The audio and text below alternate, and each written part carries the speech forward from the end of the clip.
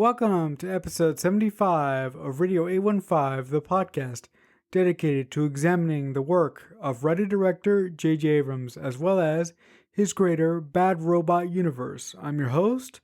My name is Marcelo Nostroza, joined as always with my fellow co-host Matt Crandall. And on today's edition of the show, we'll be taking a look at the 1991 film Regarding Henry, starring Harrison Ford, directed by Mike Nichols, and written by our very own JJ Abrams. So with all that preamble out of the way, Matt, what did you think of Regarding Henry? So Regarding Henry is a great family drama that I did see. I don't think certainly not in the theater, but back in the day on VHS, I remember this being like a real feel-good tearjerker type of movie that I would watch with my family and really liked it, especially because I was a diehard Harrison Ford fan. Obviously, as a kid, Han Solo and Indiana Jones were two of my all-time favorites, so anything Harrison Ford did, I would see. I obviously had no idea that this was written by JJ Abrams, who also is a producer on this movie. So this one, unlike Taking Care of Business, where it's a co-write and that's basically it, this he did produce. So JJ, much more hands-on in this, is the sole writer credit, also does have a cameo in the movie like he did in the other one. This one a lot more obvious, so hopefully everybody's able to catch it. But I just think in terms of very interesting low-key movie, this isn't a high-concept movie. It's douchebag lawyer, gets shot, has to rehabilitate, realizes he was a piece of shit, and starts to put his family first and change his life, which is simple, elegant, and just really well done. Last week, we talked about how JJ's early films really don't have his DNA, but I thought, in Regarding Henry, I thought JJ's DNA was all over this film. Specifically because JJ, he's really good at doing character drama, and he is really good at making the audience feel something for the characters that he is writing. And I thought that the way that he set up Harrison Ford's character of Henry, with him being a douchebag lawyer and only caring about his job and not caring about his daughter and not caring about his wife, was so brilliant. That setup really sold to me what happens in the film later on once he goes to the convenience store and gets shot and sort of has to start his life all over again. The film early on that really impressed me, that showed that this character Henry didn't have any goddamn idea of what his daughter needed to hear or what his daughter wanted from him at that point, was when before they went to dinner, or after they came back from dinner, Harrison Ford's daughter in the film, constantly ate food on his piano. And, when she ate food on his piano, she would drop food on the piano, and Harrison Ford got mad at her and grounded her. Anyway, when they came back from the dinner, he tried to explain to her that his piano is like her little doll, right? And when he tried to name the little doll, he didn't even know the name of her little doll. It's like the character completely forgot, the actual point of what his daughter wanted. She didn't care that, her father grounded her. I think what she wanted was her father to, pay attention to her. Yeah, I think you're not wrong. And definitely that scene is one of the great scenes that sets up who Henry is pre-accident, because he goes out to dinner and he's complaining. We see the movie opens with him winning a case at trial by being an absolute piece of garbage and ruining this elderly family's life. And the way that they let us know that this doesn't bother him is he gives this big speech about how this family is at fault and that this guy's an alcoholic. And then they cut to him on the phone, phoning in to complain about this table that he got that looks like a turtle, and he wants them to come and get it. So we see what should be a moment where, like, he's compromising his morals and he's fighting for Big Pharma, which, of course, a few years later, Harrison Ford would try and right the ship in The Fugitive and take down Big Pharma. But in this, he's on the bad side. And So we see him at court. Then he's on the phone just complaining about this table. Then we see him win the court case. And when he comes home, his daughter has spilt grape juice on his piano. And so I love that they go out for dinner and we see that him and Annette Bening have all these rich friends and all that stuff. And he comes home and he wakes her up and he tries to use that example of, what if I had done something to Frank? And she's like, this stuffed toy is not named Frank. And he's like, well, that's beside the point. And she's looking at him like, no, if you knew anything about me, that is the point. Like, you're just being this disciplinarian. You care more about the piano than you do me. And in that small scene, it tells us everything we need to know, that this guy is more concerned with his job, material things like the piano and the turtle table, than he is this kid who needs him. So it lays that groundwork that as this movie goes, we are going to get this transformation where he realizes what is actually important. And I just love that the whole thing about the piano is that she spilt the grape juice.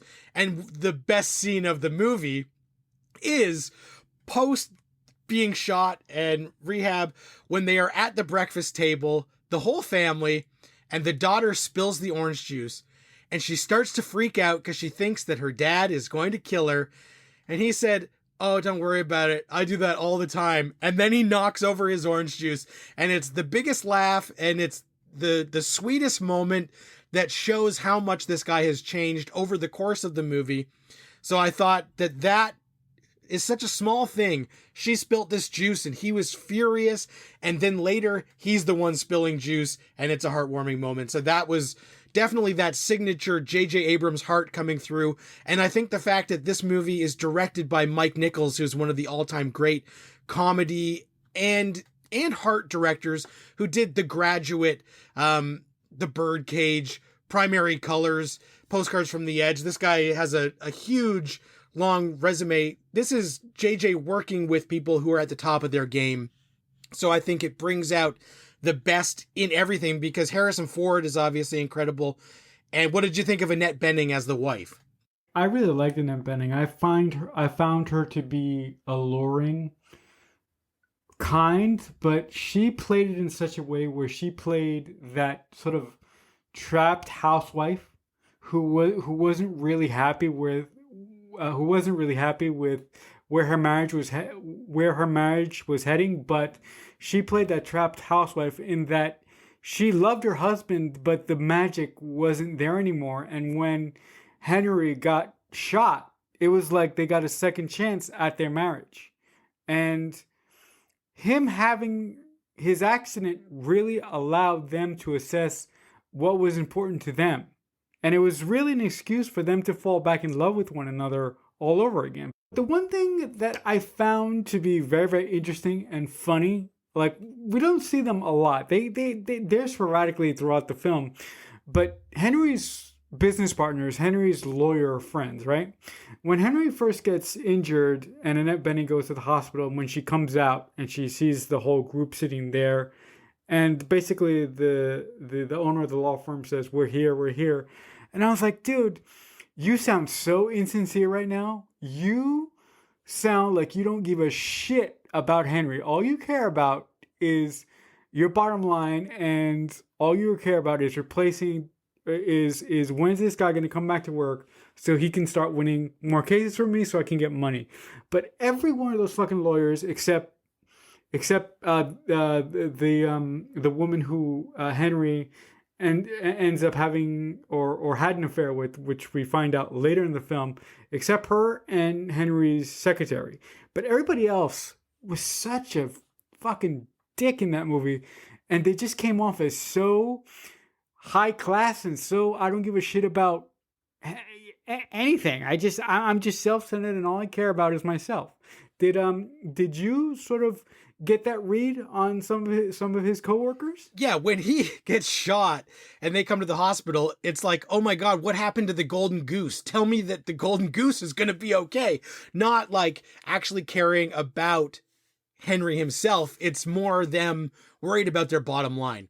And I do like that the simplicity of, this guy who has all of the wrong priorities, and then he goes to the convenience store to buy cigarettes, which now movies can't show smoking now without it being like a hard R and without jumping through like a ton of hoops. So it's crazy that Harrison Ford is smoking indoors in this movie and then goes to buy a pack of smokes. And John Leguizamo, in what must have been one of his early roles, is the guy who shoots him. And it's a vicious attack. He gets shot big time. And him getting shot in the head, we do see that moment, the business people are concerned, but it doesn't feel like they're concerned about him. It's more about how it's going to affect them. And so I did like that as we see him try and recover and come back to work, his partner, Bruce, played by Bruce Altman, his boss, played by the great character actor Donald Moffat, have like a little bit of human concern, but they're mostly concerned about like how long until this guy can go back to work. And I liked seeing them entertaining him at work and being frustrated that he can't do the job that he used to do.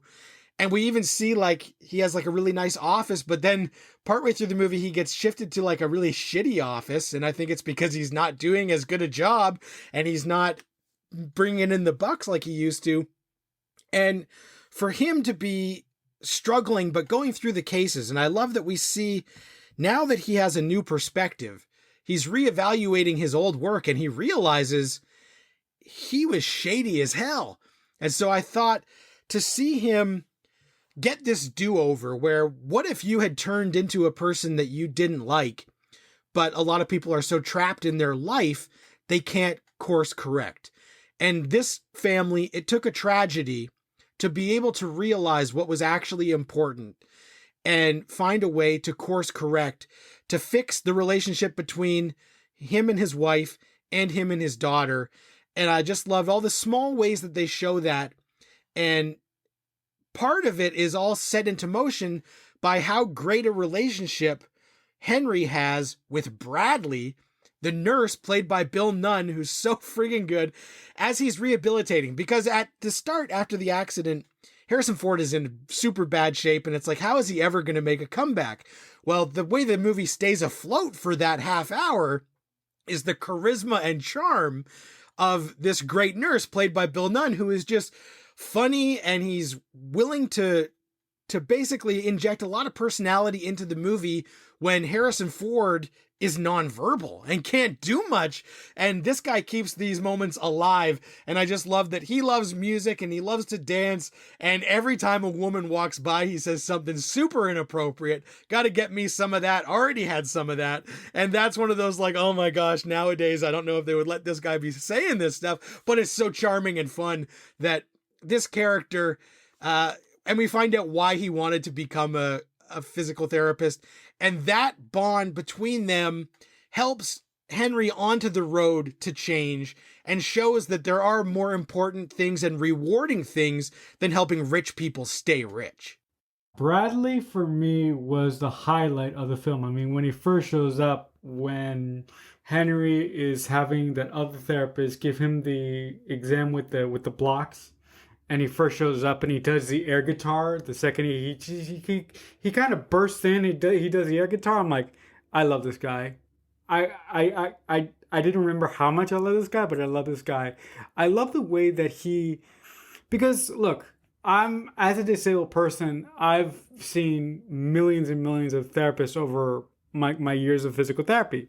And I don't think I've ever had this type of relationship with a physical therapist, but I love the fact that this character inhabiting a physical therapist went the extra mile to help his patient get back to a sense of normalcy. And the thing that he did that I loved is he kept talking to Henry.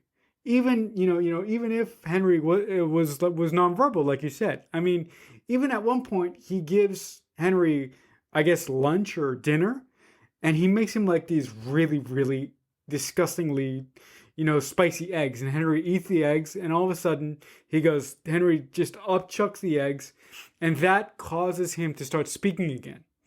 And I love how excited the character of Bradley was when Henry started to speak again, and when Henry said, "Hey, when Bradley said, I'll give you anything you want. You want caviar? I'll give you anything you want. You just have to tell me, and you just have to speak." And Henry said, the only thing I want is Ritz crackers. And I was like, that is just great. That's pitch perfect writing. And that's just great, great, great.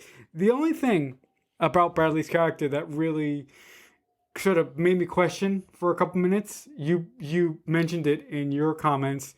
He is really, really inappropriate towards the people he works with. And I'm like, dude, look. I'm not a prude. You guys know this. If you guys been listening to the show, you guys know that I'm not a prude. But I'm like, dude, do you realize, like, if you actually spoke to somebody like that in a work environment today, your ass would be fired.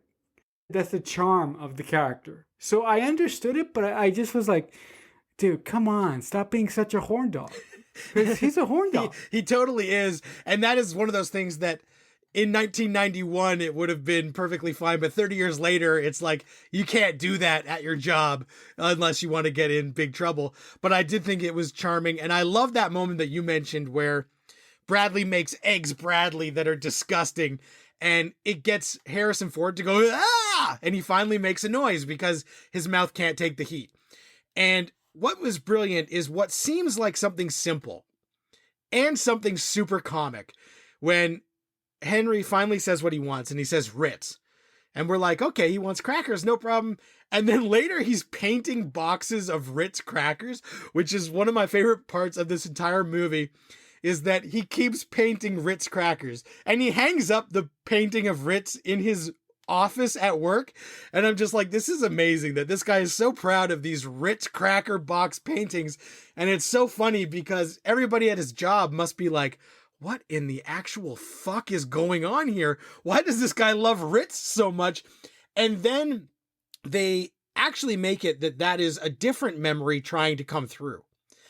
When he finds out that Ritz-Carlton was where he met this woman twice a week to have an affair. And so I did love that something that seemed like product placement or an innocent joke ends up coming back and actually having a big impact on the story. And especially because I did read that the addition of those scenes with that woman was a late add. So they only added that at the end when they realized that if only Annette Bening had an affair, then it's not as powerful as if they both were stepping out, because it gives her more sympathy for the reason why she has strayed and didn't make her as much of a villain. It made it much more relatable that he also had this issue. So they added some scenes to really strengthen that storyline. And I think it was smart too, because when we find out that they both were at a place where they were living a fake life together, and now through this journey, they are at a place where they are actually, for the first time in years, relating to each other on a real human level and actually enjoying each other's company. And we do see how much Annette Bening actually cares for Henry when he goes missing and goes on his walk. And that's the other like really great comic scene of the movie, where he's walking around New York and he goes to a dirty movie. He buys an ice cream cone and then he picks up that really cute dog. And just her concern when he's gone is genuine concern because she does care about him and doesn't want anything bad to happen to him. I think that when people have a horrific event happen to them, whether it's a car accident or a death in the family, that gives people an opportunity to take stock of their lives and gives people an opportunity to sort of course correct. And I really like it in stories when you see people like that, but often in stories, people like that they don't have enough flaws, or they're bad, but they're not so bad that they're irredeemable. But I specifically like when you take a really, really bad person and something happens throughout the course of the story to sort of balance out his badness, where another one of the characters does something to sort of take the hatred off of him for just a second. And I thought that the addition of giving Annette Bening an affair with one of his partners from The Office was just great.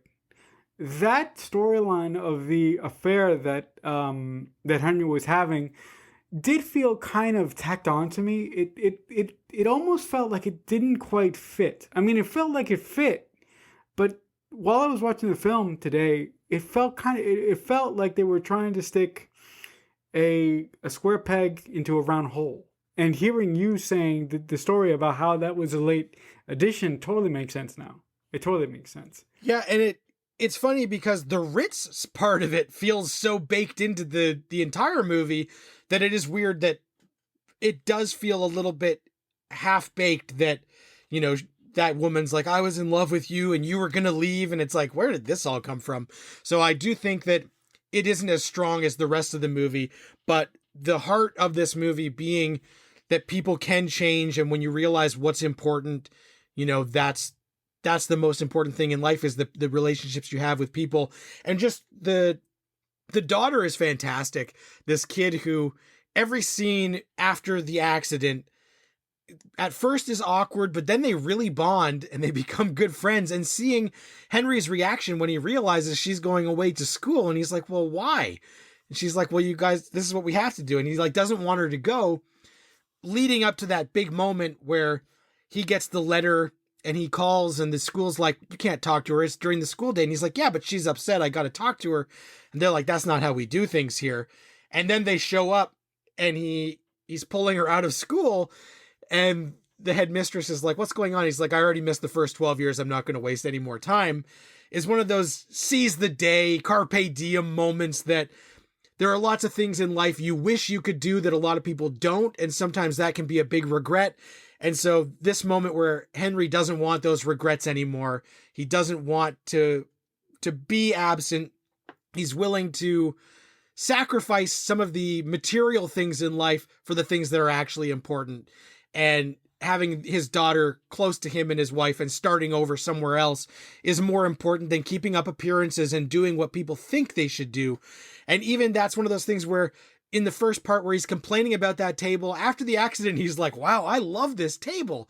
And it's like, well, part of him probably just thought, you know, he actually did love the table, but keeping up appearances, that was not the kind of table that someone like them should own. And so something just small like that shows that their life before was so phony that when you actually start living and just for stuff that makes you happy, it's a much better way to live. If I did have any negatives about this movie, and you're going to probably laugh when I say this, or I'm really interested to see how you're going to react to this. I like the director of this film very, very much, Mike Nichols. I mean, my favorite film of his that he directed was A Birdcage. I love that film. I love that film unimaginably to pieces. But as I was watching this film, he didn't do a lot of close-ups like on faces or anything like that, right? And I was thinking to myself, if JJ directed this thing, it would have been tight on these people's faces during these conversations. And I was like, that would have been so much better if JJ actually directed this thing. Because if he directed this thing, it would have been a full JJ joint. That's a minor complaint. The way that Mike Nichols directed this movie was great. I particularly liked the way that he directed the opening scene of this film. When he comes into the courthouse, he goes all around. He goes this way and he goes all the way around the courtroom, but you don't really notice what he does until he comes back around. I thought that was genius. That was a nice, simple camera move. I thought that was great. He didn't have to do that. Right. It is a movie that I think does prefer the simple and the natural over being showy. So he doesn't do too much fancy camera theatrics, but when he does, they're impactful. And I do think that some of the wider shots get us to feel the space more. And even in those character moments, there are a few where the acting is coming through, even if it's not a super tight shot. So I didn't mind it. But I certainly think JJ would have tackled it different. I don't know at this point in his career if it would have been better, because I don't know that he necessarily had the tools in his toolbox yet for that aspect. And we did mention earlier, or I did, that he had a cameo, and it is when he is the grocery delivery man.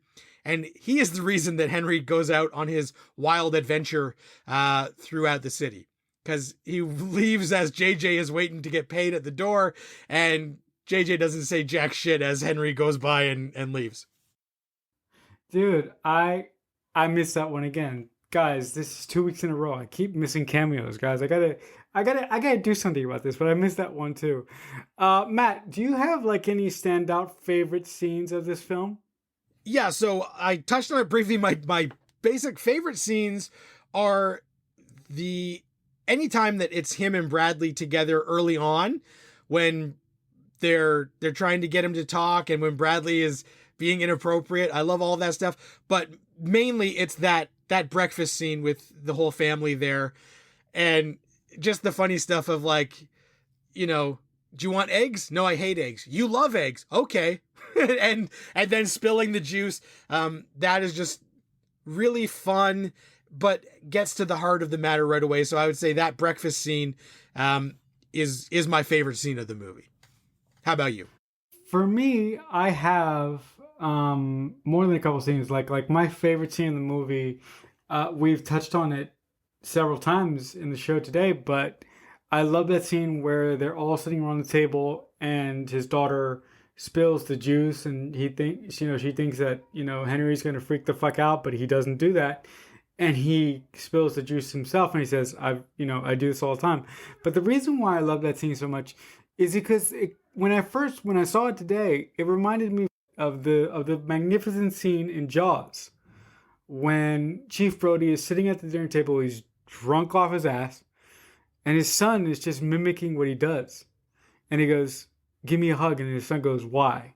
"Because I need it." The scene in Regarding Henry reminded me so much of that scene in Jaws. And knowing how much of a fan JJ is of Spielberg, I wouldn't be surprised if he wrote that scene as sort of his homage to Jaws. There's two more scenes that I really love. The other scene that I love is when Henry is sort of depressed and he's sort of down in the dumps and his wife gets Bradley to sort of, have a confab or have a friend so he can open up, basically. And Henry goes, I don't know, I didn't like what it was. Like I was a really shitty person. Henry starts to open up, and then that's where we get the big exposition dump of why Bradley became a physical therapist. And I love that scene so much. I thought it's so calm, quiet, and so well written. I loved it. The last scene that I love is after Henry and Sarah have their big blowout. Henry comes back to the apartment and Sarah answers the door, and all that Henry says is, "I know this good seafood place." That's all he says. And then they go in each other's arms, they hug and they cry and all this shit. And then he goes, "I hate eggs." and then they just start laughing. And I just think that is so simple, but it says so much about the potential of where their marriage could go from that point on, that it really, really left me with a smile on my face. It really, really did. Yeah, it's a good life-affirming, feel-good movie, even with all the drama that everybody goes through. So if you haven't seen Regarding Henry from 1991, you definitely should check it out because very entertaining. Even 30 years later, it still holds up as just a great, powerful movie with feel-good moments and awesome performances from Benning and Ford. Just terrific. I think that'll do it for this edition of Radio 815. Listen, if you guys like anything that we do here and you want to reach out to us, want to give us comments about the show, or want to give us suggestions about what to talk about next, there are a couple ways to reach us. You can reach us on Twitter just by using the hashtag Radio815, or you can reach out to us also on Twitter by using the hashtag JJUniverse815. If you want to talk to me personally, you can find me on Twitter. I'm at CreekFanatic88. But Matt, if the good folks at home want to chat to you about anything, what would be the best place for them to do that? On Twitter at Matt Crandall. All right, guys, before we go on today's show, I would like to mention a couple things. If you want to catch up on old episodes of our show, I just want to make you aware that we just recently launched our YouTube channel at youtube.com/Radio815, where we post all of our old episodes every Monday. So if you want to catch up on older episodes of our show, but you don't necessarily want to do it by using whatever podcast service you happen to be using at this very point in time, You have another option there in our YouTube channel at youtube.com/radio815. Also, I would like to mention for those of you who still use Facebook, we do have a brand new Facebook page. It's at JJ Universe 815, where every Monday we also share old episodes of our show there as well. So you guys have all sorts of ways to reach out to us and talk to us if you'd like. But until next time, as always, we'll talk back soon. Radio 815 is a Balloonhead Productions presentation in association with Killer Newt Productions.